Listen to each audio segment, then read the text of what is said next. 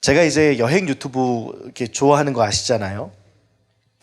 근데 여행 유튜브 중에 곽튜브가 이번에 곽컴퍼니의 연말 워크샵 이렇게 해서 모인 영상을 하나 봤는데요. 위태스러운 스타트업 CEO의 연말 보내기라는 그 편이었어요. 근데 거기에 이제 신년 운세를 보는 장면이 나오는데 연말 워크샵 장소를 이제 굴림판을 해서 이렇게 딱 던져서 몽골로 정하고 난 이후에 그들은 이제 압구정으로 향하거든요. 그래서 곽튜브가 이렇게 얘기해요. 신년 운세 보러 가자. 운세는 압구정이 좀 유명하다. 그러면서 회사 식구들, 구독자 이제 9만의 야만스러운, 그 다음에 구독자 8만의 젠젠바리, 구독자 43만의 계곡은 계골 이 네 사람이 함께 신년 운세를 점치러 갑니다. 예전에도 와봤던 사주집 앞에서 이렇게 이제 곽튜브가 이야기해요. 재미로 보는 거예요. 재미로. 신년 운세는 그냥 재미로. 우리 그런 얘기 많이 하잖아. 재미로 보는 거야. 재미로. 근데 재미는 없어요. 근데 어쨌든 재미로 봐요.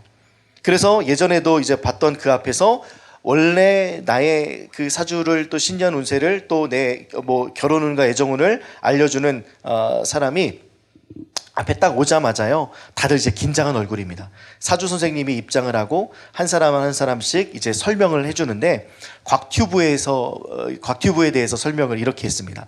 사주의 특성상 봄, 여름에는 올랐다가 가을, 겨울에는 쭉 빠져요. 여러분들이 그런 얘기를 들었다고 하면 상상해 보세요. 12월과 1월은 쉬는 구간으로 빠지는 게 맞거든요. 앞으로 이건 평생 반복될 거예요. 좋은 데는 근데 확실히 좋다. 여름 구간은 확실히 좋아요. 연으로 봤을 때는요, 2025년, 26년, 27년, 28년 이 여름이에요. 그 때는요, 안 될 리가 없어요. 그러니까 그 얘기를 들으면 얼마나 또 좋겠습니까? 개골 이제 시간이 왔어요. 2025년은 실수가 많은 해다. 골머리가 아픈 일이 되게 많을 거다. 25년 핵심 마인드는 3번 하다가 안 되면 옆 사람에게 토스한다. 그리고 절대 무리하지 마세요. 라는 말을 들었다고 생각해 보시고요. 야만스러운 2025년도 피곤하실 예정이에요. 개골과 거의 비슷하군요. 26년은 당신에게 가장 좋은 해다.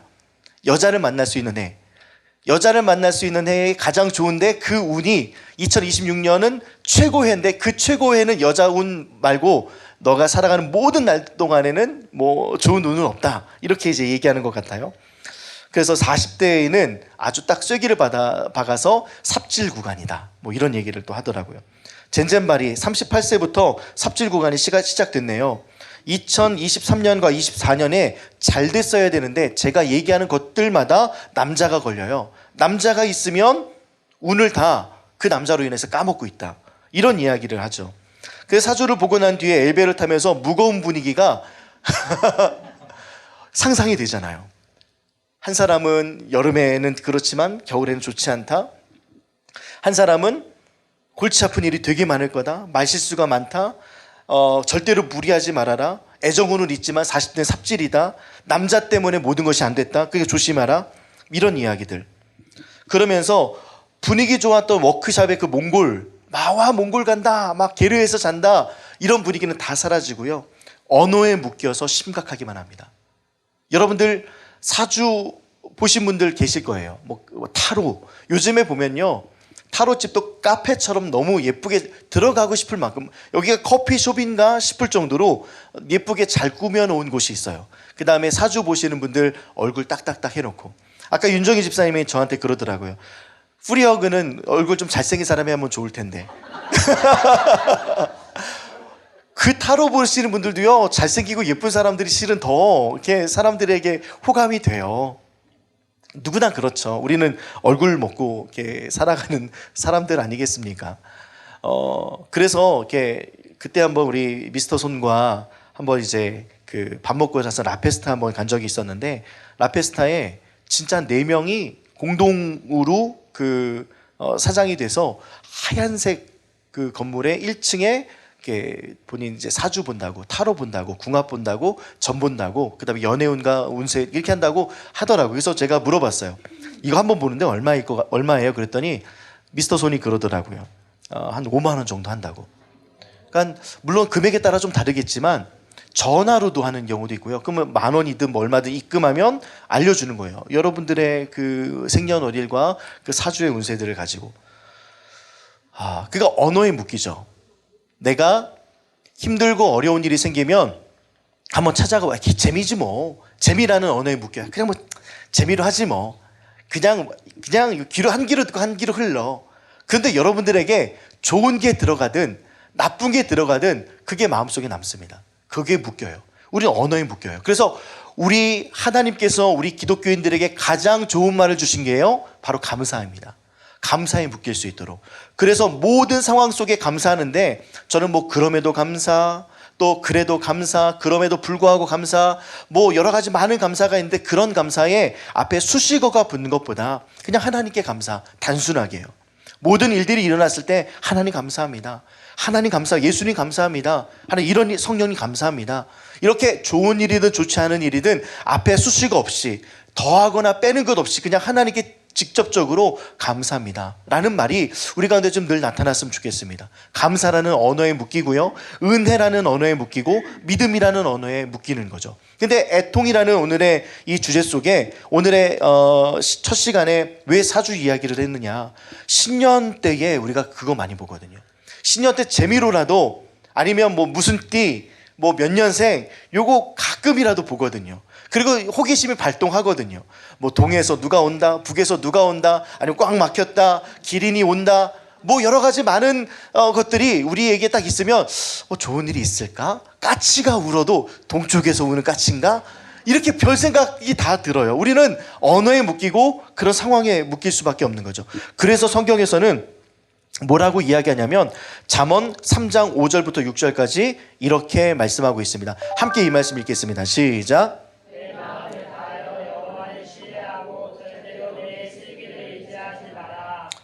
너는 내 모든 길에서 그분을 인정하라. 그분이 너의 길을 형통하게. 우리의 아무리 좋은 슬기, 그 다음에 사주를 바라볼 수 있는 어떤 그 역술적인 공부, 그런 것들을 통해서 대표적인 표본은 있겠지만 얼굴 모양, 그 다음에 여태까지 사람들을 많은 데이터를 가지고 표집한 것에 대한 결과가 있을 수 있겠지만, 우리는 하나님께서는 말씀합니다. 슬기를 의지하지 말라. 너희의 지혜를 의지하지 말라. 오히려 하나님을 인정하고 그 길을 인정해라. 그러면 너의 길을 형통하게 만들겠다. 이게 우리의 정체성이 되기를 간절히 소망합니다. 하나님께서 우리의 길을 지켜주신다. 하나님께서 우리의 지혜 되신다. 하나님께서 우리의 모든 것 되시며 우리의 미래를 알고 계신 분. 우리는 오늘을 살아갈 뿐이지 1초 후에도 모르잖아요. 근데 1초 후도 알고 계시고 내일을 살아가셨던 하나님께서는 내일의 길을 아세요. 그러니까 우리는 하나님께 맡기는 거고 감사로 나의 인생을 맡기는 거 아니겠습니까? 그것이 바로 형통한 길이다. 그래서 여러분들의 인생 속에 오늘 이후의 모든 시간들 속에 점을 보거나 그냥 재미로 타로를 보거나 그냥 거기에 마음이 꽂혀서 어려워하는 일이 없기를 주님의 이름으로 간절히 축복합니다.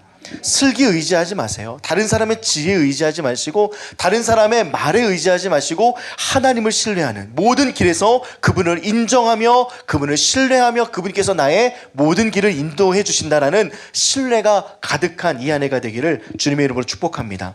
신명기 말씀도 한번 볼까요? 신명기 말씀은 이렇게 되고 있습니다. 여러분들 가운데 딸이나 아들을 불에 태워 바치는 사람이 없게 하고 무당이나 점쟁이나 마술사도 없게 하십시오. 주문을 외우는 사람과 귀신을 불러내는 사람과 죽은 사람의 영에게 물어보는 사람도 없게 하십시오. 여호와께서는 이런 일들을 싫어하시오. 여러분의 하나님 여호와께서 그들을 여러분 앞에 몰아내신 것도 바로 그런 못된 일 때문이었어. 하나님께서는 이와 같은 행동을 뭐라고 말씀하세요? 못된 일이라고 정하십니다. 못된 일이라고 딱 정의하세요. 못된 일입니다. 하지 말아야 될 일이고 행해서는 안 됩니다. 염려하고 힘들면 그 길을 인도하시는 하나님께 맡기고, 내가 애통하는 마음이 있어서 누군가에게 나의 마음을 말하고 싶어도 잠시 멈추고 하나님의 길을 의지하는 저와 여러분들 되기를 주님의 이름으로 축복합니다. 그래서 이 신명기 18장 13절에 정확하게 하나님께서 뭐라고 말씀하시냐면 너는 내 하나님 여호와 앞에서 완전하라. 근데 우리는 내 슬기도 좀 가져가고 싶고 다른 사람의 의견도 좀 듣고 싶고 때로는 무속적인 힘도 좀 가지고 가고 싶고 내 앞일에 대한 두려움이 너무 커서 어찌할 줄 모르는 이 상황에 하나님 갑자기 완전하라니요. 어떻게 완전하겠습니까? 나는 불완전하니까, 내가 부족하니까, 내가 없으니까, 내가 할 수 있는 것이 아무것도 없으니까 그런 사람들, 내 지혜, 사람들의 지혜, 다중의 어떤 그 지혜를 의지해서 선택하고 가는 것 아니겠습니까? 그런데 완전하라니요. 근데 이 완전하라는 의미는 어떤 것을 의미하냐면요, 예수께서 완전하잖아요. 예수와 연합하라는 거죠. 그러니까 우리는 항상 기뻐하라 하면 하하하 막 기뻐하고 막 평생 즐거워하고 이거 어렵지 않습니까? 항상 기도하라, 쉬지 말고 기도하라, 범사에 감사, 이거 불가능한 일이잖아요. 할 수 없어요. 십계명도 다 지킬 수 없고 모든 것도 하나도 말씀을 지킬 수 없고 넘어질 수밖에 없는 우리들입니다. 그런데 완전하라니요. 하나님 완전을 그럼 어떻게 완전해야 됩니까? 라는 그 대안이 바로 예수입니다. 예수 안에 있으면, 항상 기뻐하시는 예수 안에 우리가 머물면 우리가 항상 기뻐할 수 있고요, 항상 기도하시는 예수 안에 있으면 우리도 항상 기도하는 거고요, 범사에 감사하는, 늘 감사하시는 예수 그리스도 옆에 있으면 우리가 감사하는 줄 믿습니다. 그러니 우리가 완벽하려고 노력하는 것이 아니라 완전하시고 온전하신 그분에 속해서 그분 안에 들어가면 모든 것들이 해결된다라고 말씀하고 계신 것이죠. 우리의 부족함과 연약함, 우리는 늘 쓰러지게 되어 있어요. 그래서 어떤 우리 그 이단은요, 십계명을 지켜야 천국 간다, 이 산상수훈을 지켜야 천국 간다라고 이야기하는 사복음교회라는 교회가 있어요. 제가 대학원 시절 때에 2학년 때 이제 원우에 총무를 하고 있었는데 부회장이 그 이단에 빠졌습니다. 십계명을 지키면 천국 간다. 그러면 그 논리라면 그분들은 다 천국 못 가는 거 아닌가요? 내 하나님을 경외하라, 내 부모를 공경하라, 도덕질하지 말라, 또 누군가의 아내나 누군가의 남편을 취하려는 탐하는 그 마음 자체도 우리가 막을 수 있을까요? 안 할 수 있게, 표면적으로 안 할 수는 있겠죠. 근데 우리들의 마음속에 불붙는 듯한 마음들, 도둑질하고 싶은 마음, 뺏고 싶은 마음, 혈기의 마음은요, 행동으로 감출 수 있어도 마음은 감추지 못합니다. 하나님께서 그걸 감찰하시는 줄 모르는 거예요. 우리는 할 수 없어요. 예수께서 하셨기 때문에 예수 안에 들어가면 됩니다. 예수 안에 연합하고 들어가면 돼요. 그러다 보니까 모든 말씀을 읽을 때에 예수라고 생각하시면 말씀의 풀이가 너무 쉬워집니다. 우리가 힘들고 어려운 일이 생길 때 하나님께서 그런 말씀하시죠. 말씀을 주셨죠. 피할 길을 내신다. 피할 길을 내신다. 이게 어떤 길이에요? 내가 피할 수 있는 A부터 Z까지의 길 중에 가장 선명한 길을 주시겠다는 것이 아니라 예수라는 길에 피할 길을 내시겠다는 거예요. 예수라는 길에 함께 그분과 동행하라는 거죠. 이렇듯이 우리는 완전할 수 없습니다. 부족합니다. 이 부족함을 완전하신 그분께 드릴 때 문제가 해결된다라고 말씀하고 있는 것이죠. 가장 그 어려운 마음들을 성경에서 갖고 있었던 사람이 누구일까 생각해 보니까요, 회당장 야이로, 마가복음에 나타난 사건의 회당장 야이로가 좀 생각이 납니다.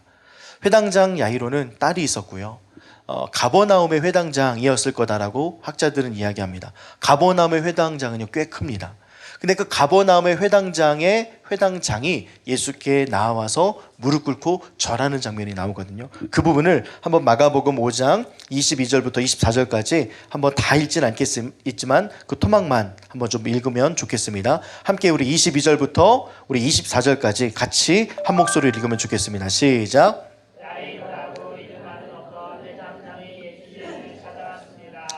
그는 예수의 발 앞에 엎드렸습니다. 그리고 예수께 거듭해서 간청했습니다. 제 어린 딸이 죽어가고 있습니다. 제발 오셔서 그 아이에게 손을 얹어 주십시오. 그러면 건강해지고 살아날 것입니다. 그러자 예수님께서 그와 함께 가셨습니다. 많은 사람들이 예수님을 에워싸고 밀며, 우리가 요게 이제 예수님께서 회당장 야이로를 만났던 첫 장면입니다. 예수님 시대 때의 바리새인과 서기관들은요, 예수님을 신뢰하지 않았습니다. 그러니까 예수님께서 회당에서 가르치는 그 가르침 때문이었는데 그 가르침에 많은 사람들이 놀랐죠. 그러니까 말씀이 말씀을 하시니까 사람들이 놀랄 수밖에 없는 거죠. 더하거나 빼지 않고 말씀이신 그것을 그대로 보여내시니까 사람들이 놀랄 수밖에 없었습니다. 그러니 내가 저 사람보다 못한 게 뭐야? 나는 이 정도 지위에 있는 사람인데, 나는 기도도 열심히 하고, 나는 헌금도 열심히 하고, 난 예배 생활도 열심히 하고, 나는 이 회당의 장이고, 나는 예배를 인도하고, 난 예배를 주관하고 있지. 근데 저 사람은 갑자기 30살 돼서 나타나더니 말씀을 누구한테 배웠는지 모르는데 저렇게 말을 잘해? 싫은 겁니다. 그래서 사람들이 예수께서 뭐 하는 것들을 바리새인과 서기관들 싫어합니다. 장로들도 싫어합니다. 회당장들도 싫어했습니다. 그런데 그 회당장 중에 한 사람이 모든 것을 다 해보고, 모든 것을 다 시도해보고, 모든 것을 다 경험해봤지만 할 수 없었던 일들, 자기 딸이 하나님 앞에서, 사람들 앞에서, 내 앞에서 죽어가는 모습을 보니까 예수님 앞에 무릎 꿇을 수밖에 없는 상황이 오늘 펼쳐집니다. 그러자 예수께서 마치 예정됐던 것처럼 그와 함께 가셨습니다. 그러다가 혈루병 앓는 여인을 만납니다. 혈루병 앓는 여인도 슬픈 여인이고, 애통할 수밖에 없는 여인이고, 부족하고 아픔이 많은 여인입니다. 아픔이 많은 아버지와 아픔이 많은 한 여인, 이것을 대조시키면서 성경에서는 이어가고 있는데요. 다시 한번 우리 마가복음 5장 25절부터 28절까지 말씀을 같이 한 목소리로 읽으면 좋겠습니다. 시작. 그는 여러 의사에게 보이면서 고생을 했습니다. 그러자 가진 돈만 다 써버리고 없었습니다. 오히려 병이 더 심해져 갈 뿐이었습니다. 그러던 중 예수님께 대한 소문을 듣고 사람들 틈에 끼어 예수님을 따라가 예수님의 옷에 손을 대었습니다. 그 여자는 옷에 손을 대기만 하여도 이와 같은 일들, 우리 너무나도 잘 아는 이야기죠.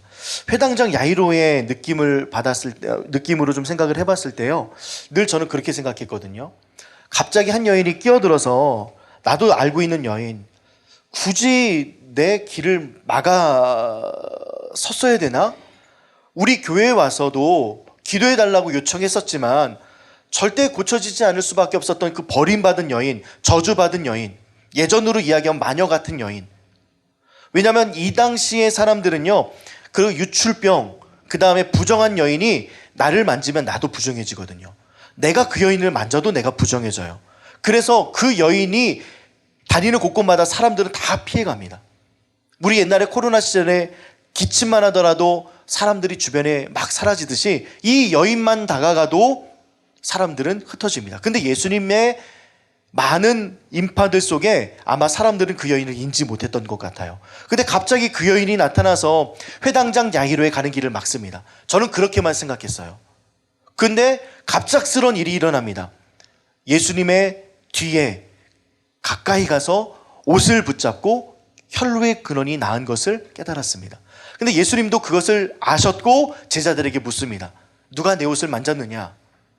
사람들이 너무 많습니다. 예수님 아마 다 만졌을걸요? 아니야. 누가 만졌어? 그랬더니 그 여인이 두려워하면서 제가 만졌습니다라고 이야기를 했잖아요. 그때 회당장 야이로의 느낌이 어땠을까? 단지 내 딸이 아파서 지체되는 그 상황을 생각했을까? 아니면 이 여인이 나았고 예수도 나았다고 선포하니 내 딸도 낫겠구나 생각하지 않았을까요? 내 딸도 진짜 이제는 끝이다.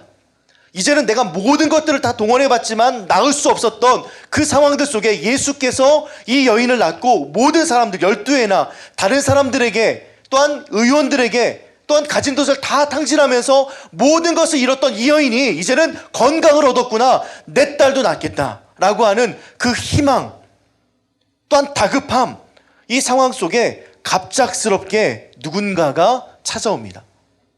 종이 찾아오는데요, 얼굴이 사색이 돼서 찾아옵니다. 회당장을 부릅니다. 야이로를 부릅니다. 주인님 어떻게 합니까? 당신의 딸이 죽었습니다. 완전 망연자실하죠. 너무나도 힘들었을 거예요. 그때 우리 주님께서 뭐라고 말씀하시냐면 내니 믿기만 하라. 그 한마디 하세요. 근데 그 한마디가 이 야이로를 일으킬 수 있었을까요? 이 여인은 살았던 여인이고 단지 그냥 병이었고 그냥 나을 수 있었던 그런 상황이었어요. 그런데 내 딸은 죽었잖아요. 이 하인이 거짓 보고 할 일 없고 내가 오늘 이 딸을 봤을 때도 오늘 내일 했어요. 너무 힘들어했고 근데 그 여인이 죽었대. 내 딸이 죽었대. 모든 것을 다 잃어가고 있는 이때에 회당장 야이로는 예수님의 손을 구했고 혈루병 앓는 여인은 예수님의 옷을 구했습니다. 그러다가 보니까 우리는 놓치는 부분이 생겨요. 어떤 부분이 생기냐면 예수님의 옷 자락, 예수님의 손. 그래서 우리가 누군가를 기도할 때 막 손을 뻗어서 기도하고 뭐가 나가듯이 기도하고 이렇게 할 때가 있잖아요. 그런데 예수님께서 손을 대셨다, 예수님께서 예수님 옷자락을 만졌다, 베드로의 그림자다, 사도 바울의 손수건과 앞치마다, 여기에 집중하다 보니까 우리는 미신적으로 복음이 훼손됩니다. 아까 말씀드렸던 것처럼 감사에 집중하고 감사를 할 수 있도록 하나님께서 허락하셨는데 감사를 하나님께 해야 되는데 거기에 수식어가 많이 붙는 거예요.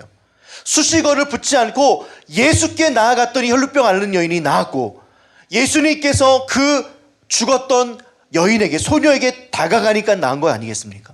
여러분 이것을 믿으시기 바랍니다. 예수님께 나아가며 소망이 있고요, 예수님께 다가가며 소망이 있습니다. 예수께서 다가오며 소망이 있고 예수께 나아가며 소망이 있습니다. 이것을 성경에서는 이야기하고 있는데 우리는 손, 옷, 손수건 이런 것들이 우리 가운데 너무나도 팽배하게 우리의 시선을 가릴 때가 많이 있습니다. 여호와는 나의 목자시니 내게 부족함이 없으리로다. 우리가 아멘 하잖아요. 그가 나를 푸른 풀밭과 푸른 초장과 쉴만한 물가로에서 나를 누이신다.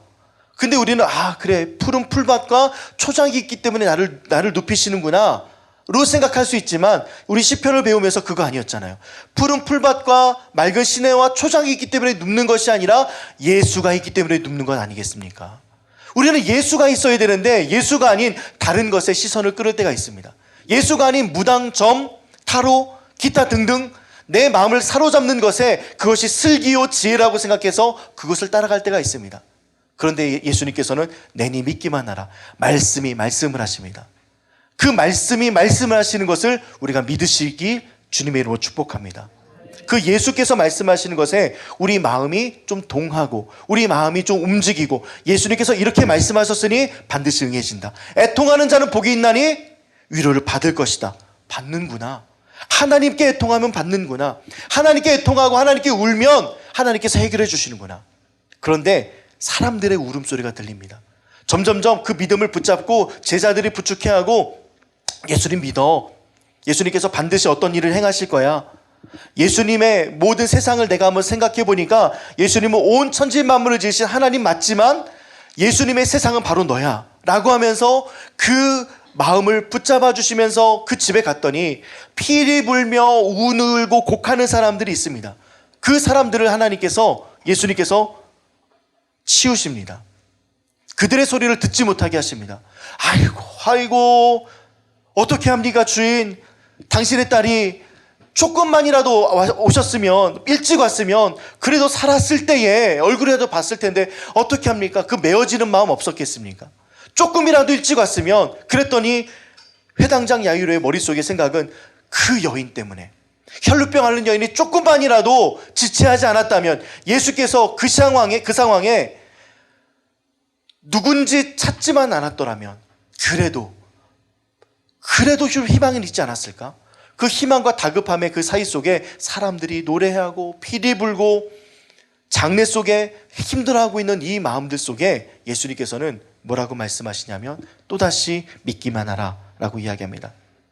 제가 최근에 본 우리 드라마 중에 영적인 아주 영화, 되게 그 감동이, 이 말씀을 준비하면서 가장 영적인 드라마가 이거구나 했던 드라마가 오징어 게임 2였습니다.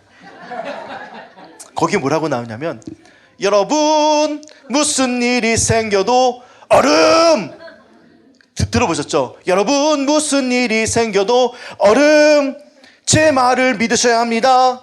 긴장 말아요, 입 가리고 얼음, 이거 있잖아요. 이것을 어떤 밈으로 만들어서 지금 이거는 뭐 뮤지컬처럼 노래를 만든 건데, 대사가 그래요. 여러분 무슨 일이 생겨도 얼음, 제 말을 믿으셔야 됩니다. 긴장 말아요, 입 가리고 얼음, 시간 내 못 가면 어차피 죽어 라는 말을 오징어 게임 1에서 나왔던 무궁화 꽃이 피었습니다라는 씬에서 이 장면이 나옵니다.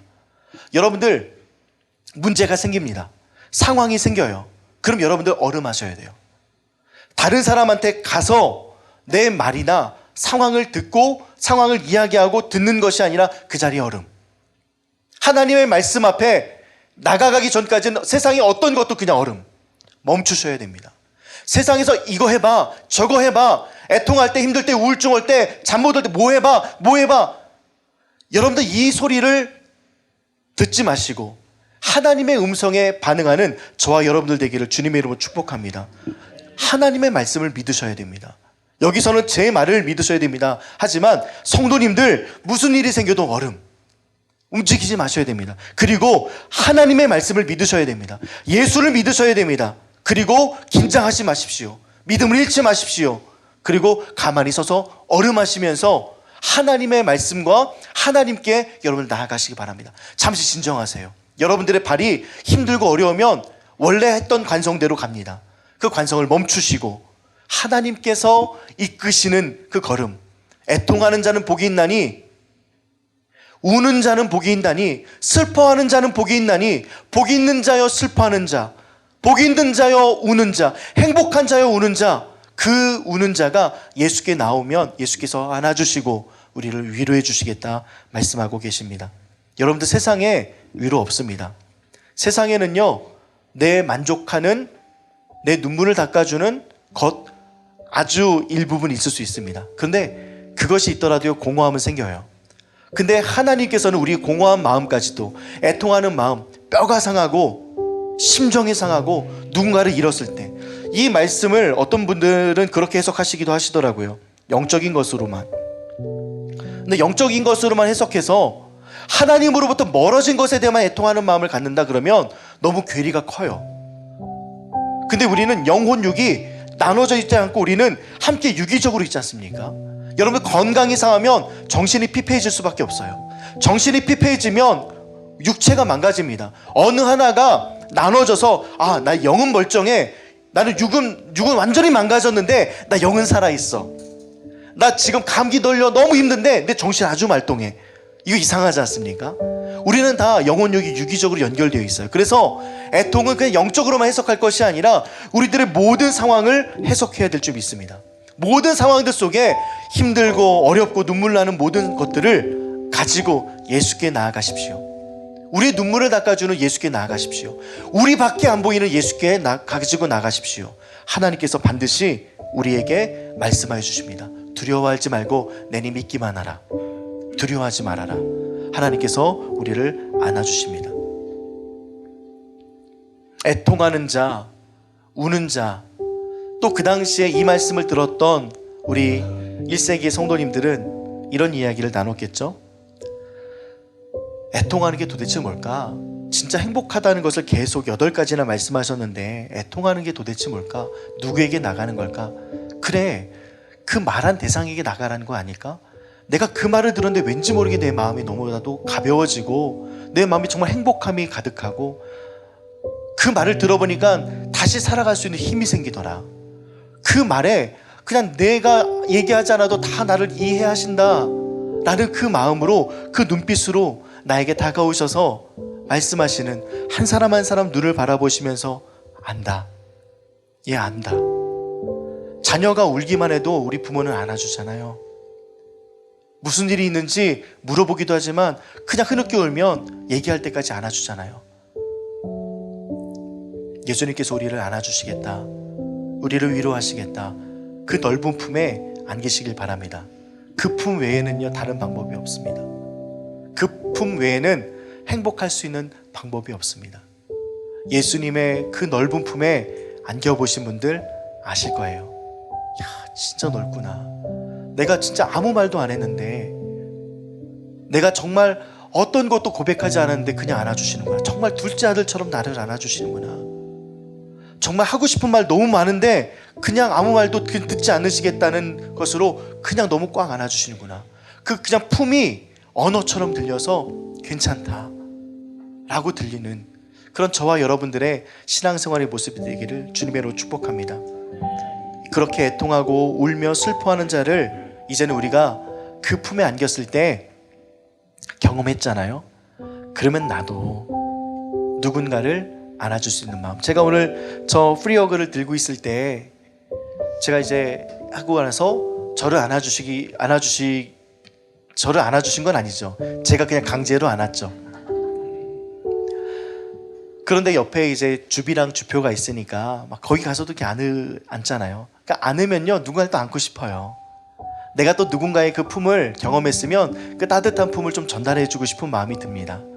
예수님의 그 따뜻한 품을 경험하셨다면 우리도 그 품을 나눠주시는 저와 여러분들 되기를 주의 이름으로 축복합니다. 꼭 나눠주세요. 근데 먼저는요, 나눠주면요 내 안에 아무것도 없는데 나눠주긴 어렵습니다. 그런데 하나님께서 주시는 그 넓은 품을 경험하고 깊은 사랑을 경험하고 측량할 수 없는 사랑을 경험한 사람은 누군가에게 나눠줄 수 있습니다. 우리 하나님 아버지의 넓은 품에 늘 우시고 하나님께 다가가셔서 하나님께서 나를 치유하시고 나를 회복시키시고 나를 이끌어주시고 나와 함께 하신다는 사실을 믿으면서 이 신앙생활을 유지하시고 끌고 가시고 하나님 앞에 나아가는 저와 여러분들 되면 너무나도 좋겠습니다.